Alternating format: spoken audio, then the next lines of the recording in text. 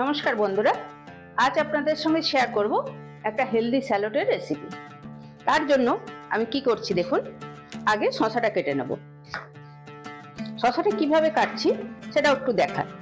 শসাটা এইভাবে নিয়ে আটিটা ফেলে দেবো, শুধু বাইরের অংশটা এইভাবে কেটে নেব। আপনারা দেখছেন শসাটা কিন্তু লাল লাল দেখাচ্ছে, কিন্তু শসাটা বুড়ো নয়, নরম। এরপর এই শসাটা নিয়ে সরু সরু করে কাটবো। শসাটা যেমন করে কাটলাম ওরকম ভাবে কেটে নেব পেঁয়াজ। তবে এতটা পেঁয়াজ আমার লাগবে না, হাফ পেঁয়াজ নেব। নিয়ে এটা এইভাবে সরু সরু করে কেটে নেব। এরপর কেটে নেব টমেটো। ঠিক যেমন শসাটা কেটেছিলাম, বাইরের দিকে ছালটা নিয়েছিলাম, ভিতরে আটিটা নেইনি। এরপর কেটে নেব কিছু টাটকা ধনে পাতা। ধনে পাতার এই শিকড়টা ফেলে দেবো, দিয়ে সরু সরু করে কেটে নেব।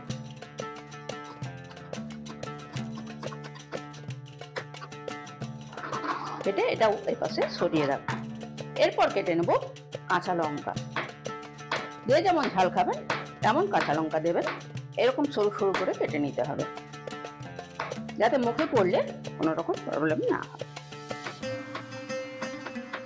দিয়ে এটা সরিয়ে রাখবো। এরপর কেটে নেব এই যে নারকেলগুলো, কুচিয়ে নেব সুন্দর করে, ছোট ছোট করে কুচিয়ে নেব। সব একসাথে ইউজ করব, তাই আমি এইভাবে একসাথেই রাখছি এগুলো। এইটা যদি একবার ব্রেকফাস্টে খেতে পারেন তাহলে অনেকক্ষণ পেট ভর্তি থাকবে, আর উপকারীও বটে। এরপর নেব আমন্ড। এটা আমি সারা রাত ভিজিয়ে রেখেছিলাম, তারপর খোসা ছাড়িয়ে নিয়েছি। খোসাগুলো মুখে পড়লে একদম ভালো লাগে না আমাদের, তাই আমন্ডগুলো খোসা ছাড়িয়ে নিয়েছি। নিয়ে সরু সরু করে কুচিয়ে নেব। আমন্ডটা অল্প পরিমাণে দেব। আমন্ড বেশি খাওয়া ভালো না, খাওয়া ভালো অবশ্যই, কিন্তু বেশি খাওয়া ভালো না, তাই আমন্ড আর দেব না। এখানেই কুচানো পর্ব শেষ। এবার কি করি দেখুন। এরপর একটা কড়া গরম করে নিয়েছি, আর ওর মধ্যে দিয়ে দিলাম অল্প একটু তেল। আপনারা যে তেল চাইবেন সেই তেলই দিতে পারেন। তেলটা যেই গরম হয়ে আসবে ওর মধ্যে দিয়ে দেব কাল রাত থেকে ভিজিয়ে রেখেছিলাম, এই দেখুন কত বড় বড় হয়ে গেছে কাবলি ছোলা।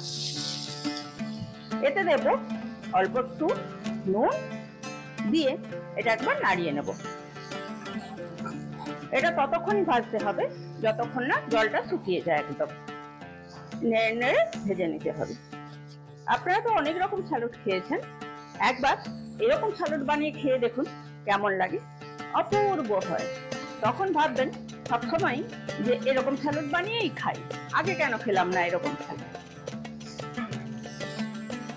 ভেজে নিয়েছি। এরপর এর মধ্যে দিয়ে দেবো কাশ্মীরি লঙ্কার গুঁড়ো।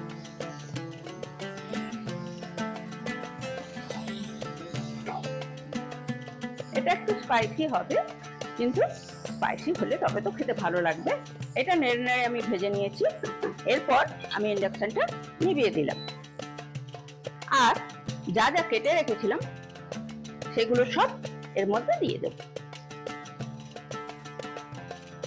এই নারকেল, আমন্ড, শসা, টমেটো, পেঁয়াজ, ধনে পাতা সব দিয়ে দিলাম। তারপর এই স্যালাডগুলো যেহেতু দিলাম, তাই এর মধ্যে আরো একটু নুন দিয়ে দিলাম।